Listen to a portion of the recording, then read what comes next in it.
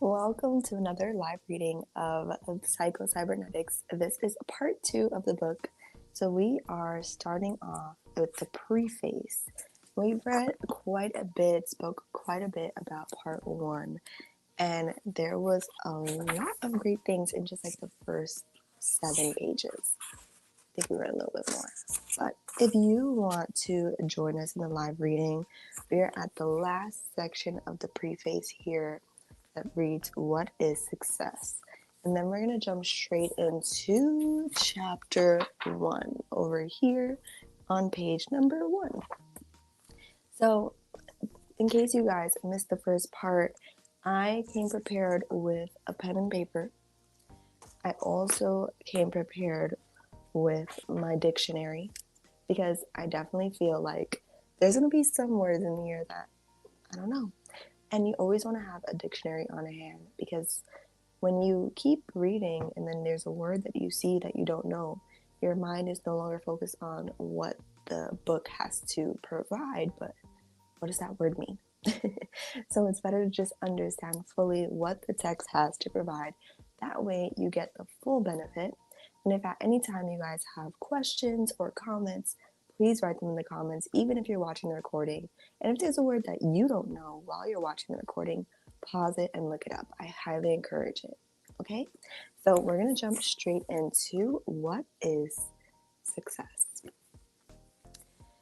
Since I use the words success and successful throughout this book, I think it is important at the outset that I define those terms.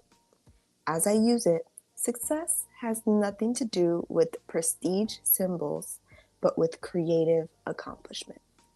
Rightly speaking, no man should attempt to be a success, but every man can and should attempt to be successful.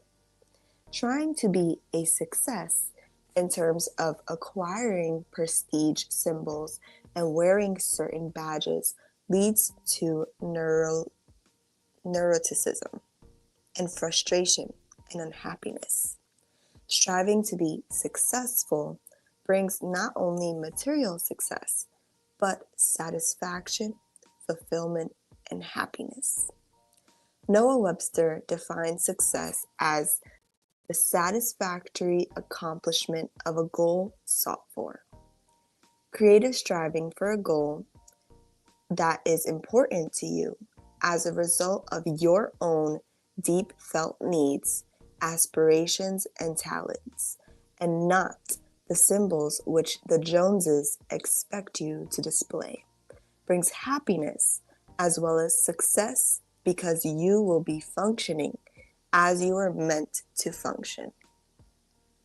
And man is by nature a goal-striving being because man is built that way.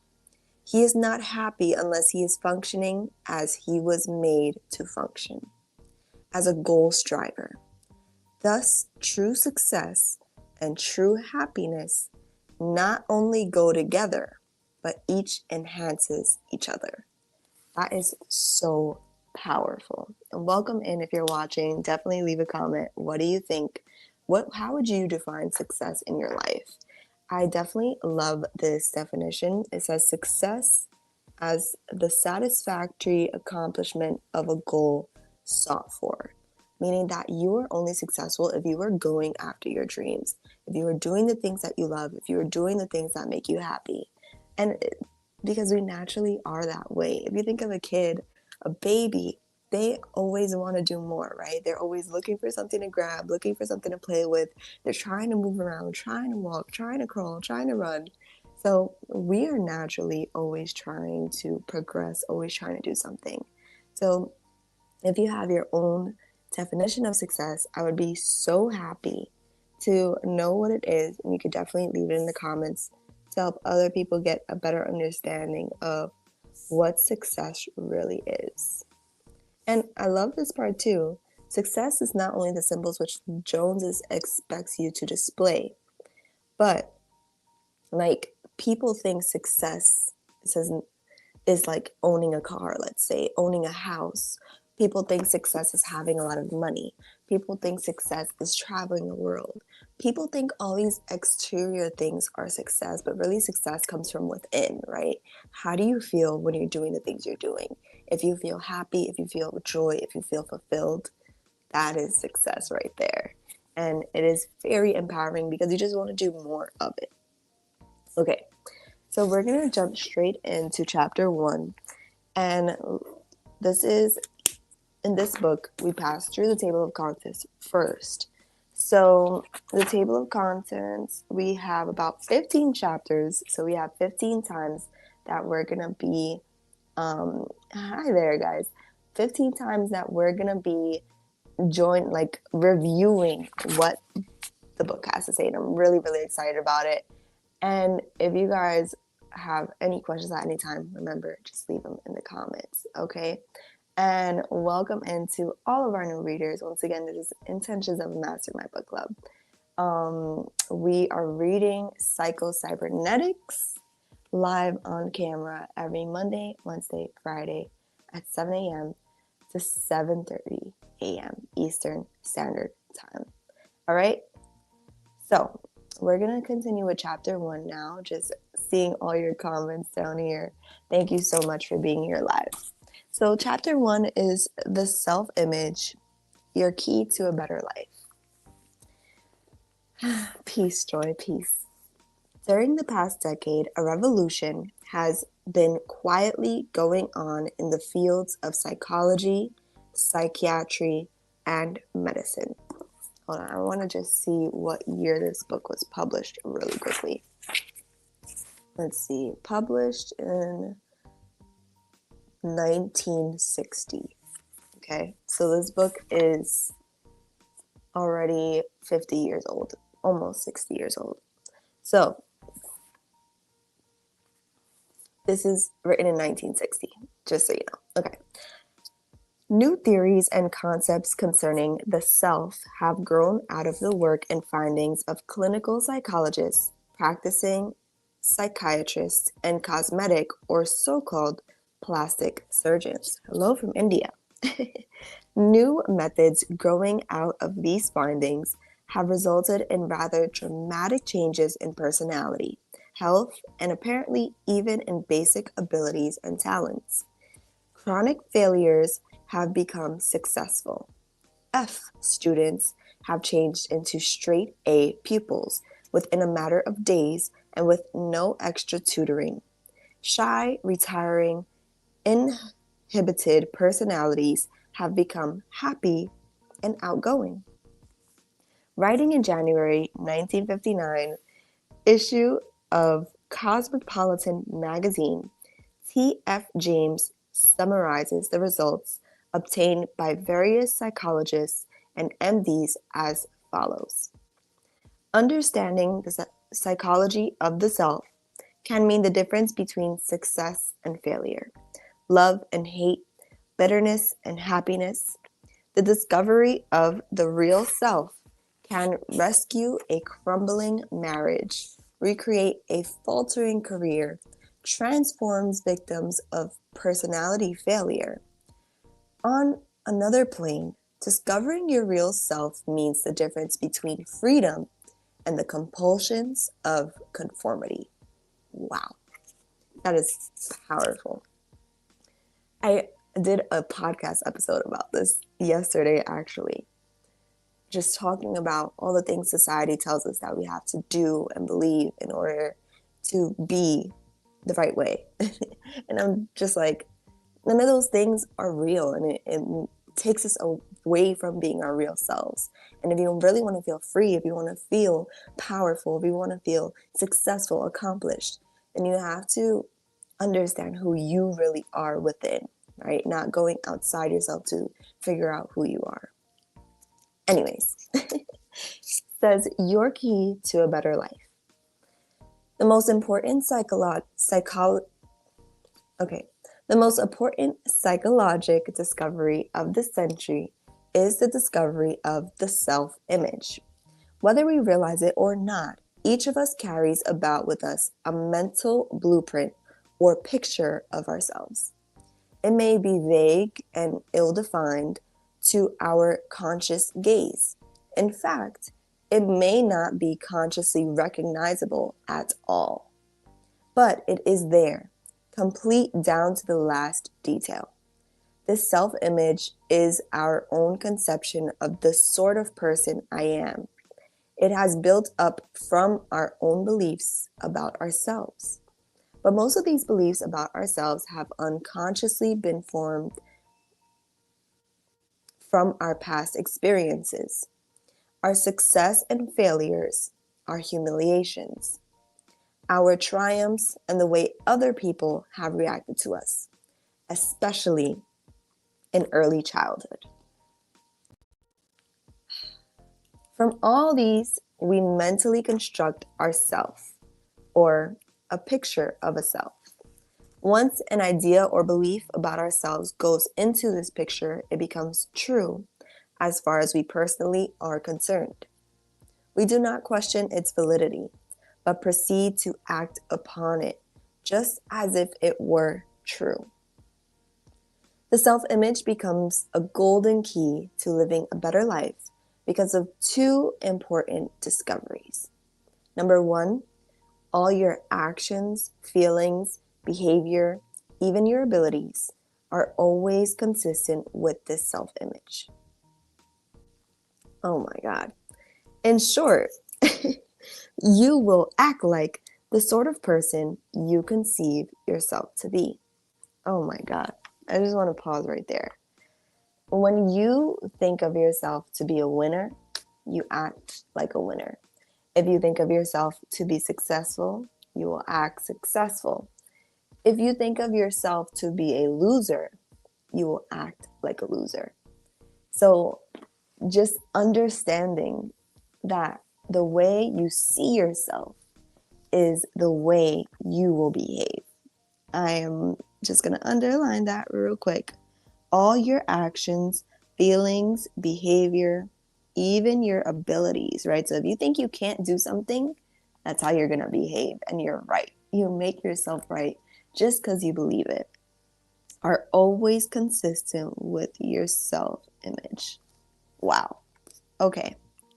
We'll keep going. It says, not only this, but you literally cannot act otherwise in spite of all your conscious efforts or willpower. The man who conceives himself to be a failure type person will find some way to fail in spite of all his good intentions or his willpower, even if opportunity is literally dumped in his lap. The person who conceives himself to be a victim of injustice, one who was meant to suffer, will invariably find circumstances to verify his opinions. Okay, I'm gonna pause one more time, just because it's so in my face.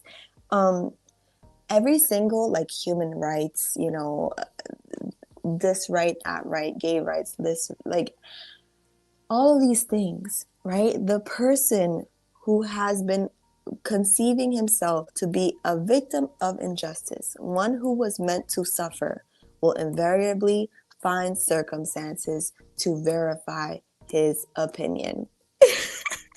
Joy just wrote, I was just thinking of civil rights with that part because it is true. We try to fight against all these things. We try to resist what is. And if you focus on it, it grows, it persists, it keeps being, right? What you focus on will grow.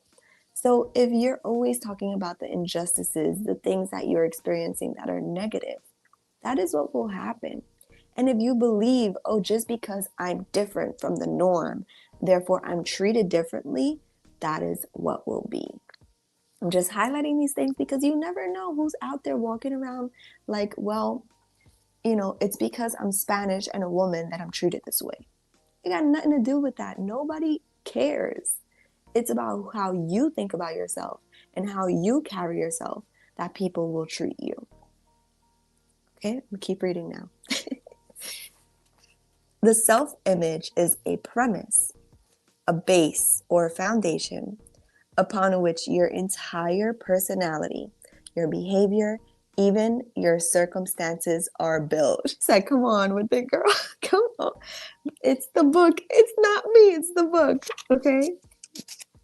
Because of this, our experiences seem to verify and thereby strengthen our self images. And a vicious or benefits cycle, as the case may be, is set up.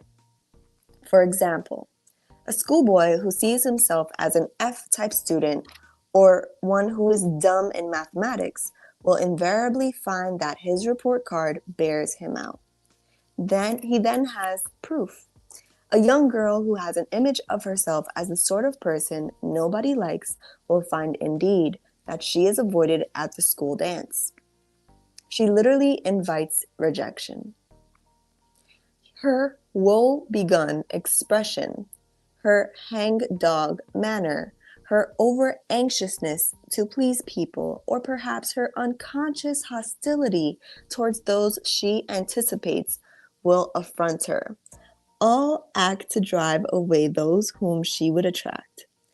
In the same manner, a salesman or a businessman who will also find that his actual experiences tend to prove his self-image is correct. All right, I gotta pause like one more time, just because I was the girl who drove away people with unconscious hostility towards others. I had a bad attitude and I thought, I hate people, I don't like people. And really, I didn't like myself. I really didn't. And every single time that I had an opportunity to make friends or just to engage with people that I liked, I would be rude and hostile towards them. Therefore, nobody would want to talk to me. And I'd be like, see, this is why I hate people. It wasn't anybody else but me. Okay?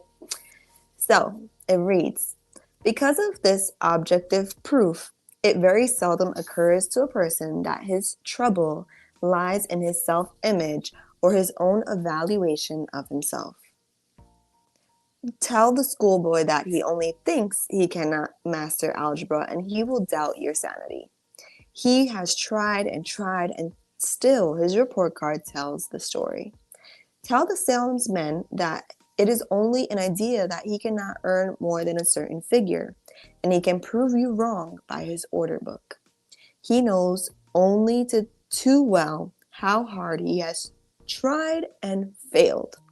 Yes, as we shall see later, also almost miraculous changes have occurred both in grades of students and in earning capacity of salesmen when they were prevailed upon to challenge their self-images. Number 2, the self-image can be changed. Numerous case histories have shown that one is never too young nor too old to change his self-image and thereby start to live a new life. One of the reasons it has seemed so difficult for a person to change his habits, his personality, or his way of life has been that heretofore nearly all efforts at change have been directed to the circumference of the self, so to speak, rather than the center. I'm going to read that part one more time for you guys. It says, one of the reasons it has seemed so difficult for a person to change his habits, his personality, or his way of life has been that heretofore, meaning from then to now, nearly all efforts at change have been directed to the circumference of the self, right? Everything outside of you, so to speak, rather than the center and the inside. Oh my, so good. It's such a good book. Okay. Numerous patients have said to me something like the following. If you're talking about positive thinking, I've tried that before, and it just doesn't work for me. However, a little questioning invariably brings out that these individuals have employed positive thinking or attempted to employ it either upon particular external circumstances or upon some particular habit or character defect, like I will get that job, I will be more calm and relaxed in the future, This business venture will turn out right for me, etc. But they had never thought to change their thinking of the self, which was to accomplish these things. Jesus warned us about the folly of putting a patch of new material upon an old garment, or of putting new wine into old bottles. Positive thinking cannot be used effectively as a patch or crutch to the self-image. In fact, it is literally impossible to really think about a particular situation as long as you hold a negative concept of self. And numerous experiments have shown that once the concept of self is changed, other things consistent with the new concept of self are accomplished easily and without strain. One of the earliest and most conceiving experiments along this line was conducted by the late Prescott Lecky, one of the pioneers in self-image psychology. Lecky conceived of the personality as a system of ideas, all of which must seem to be consistent with each other. Ideas which are inconsistent with the system are rejected or not believed and not acted upon. Ideas which seem to be consistent with the system are accepted. At the very center of the system of ideas, the keystone, the base upon which all else is built, is the individual's ego ideal, his self-image, or his conception of himself. Lecky was a school teacher and had an opportunity to test his theories upon thousands of students. Lecky theorized that if a student had trouble learning a certain subject, it could be because, from the student's point of view, it would be inconsistent for him to learn it. Lecky believed, however, that if you could change the student's self-conception, which underlies this viewpoint, his attitude towards the subject would change accordingly. If the student could be induced to change his self-definition, his learning ability should also change. This proved to be the case. One student who misspelled 55 words out of 100 and flunked so many subjects that he lost credit for a year made a general average of 91 the next year and became one of the best spellers in the school. A boy who was dropped from one college because of poor grades entered Columbia and became a straight A student.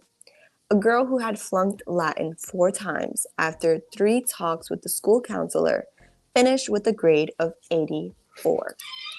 A boy who was told by a testing bureau that he had no aptitude for English won honorable mention the next year for a literary prize. The trouble with these students was not that they were dumb or lacking in basic aptitudes. The trouble was an inadequate self-image. I don't have a mathematical mind. I'm just naturally a poor speller. They identified with their mistakes and failures.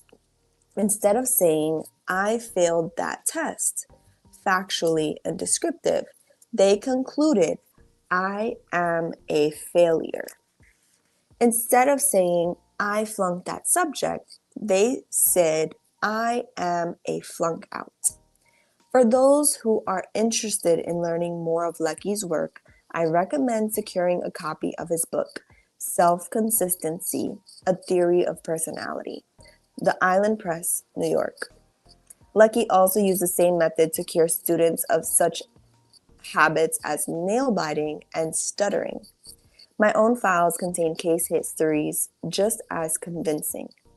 The man who was so afraid of strangers that he seldom ventured out of the house and who now makes his living as a public speaker.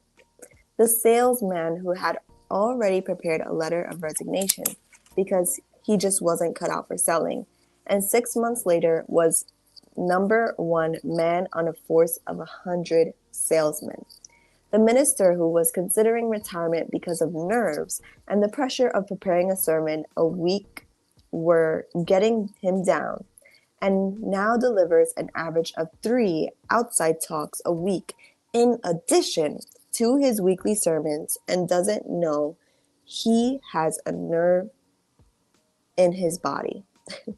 All right, this next section we're going to save for our next meeting right here. It's titled How a Plastic Surgeon Became Interested in Self-Image Psychology, on page 6. Wow, is all I have to say. Okay, so let me just read the chat.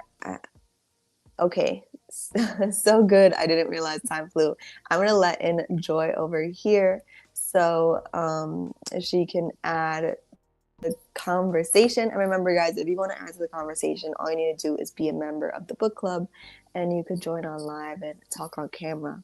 But before you add in Joy, I just want to talk about this last part here about how people identify with their mistakes and failures. Another thing people do sometimes, and when I say people, like this is personal experience I have myself, is when we're having feelings of inadequacy or upset and anger, be like, I'm angry, I am frustrated, I am upset, instead of saying, I feel these ways. Like we identify with the emotion and we make it ours. Same thing with illnesses and disease, right? I have cancer. I am sick. I am, you know, I am a diabetic. These things we identify with, therefore we make them true. And I know, for those of you out there that may be dealing with these things or know family members that may have suffered from these things, or like, it's not that simple, but keep reading with us and let's find out. And just understand that when you make these things yours, they must be true. Okay. So go ahead, Joy. What do you want to share today? Peace, Alyssa, and everyone. Thank you so much for reading. This was a great start to this chapter.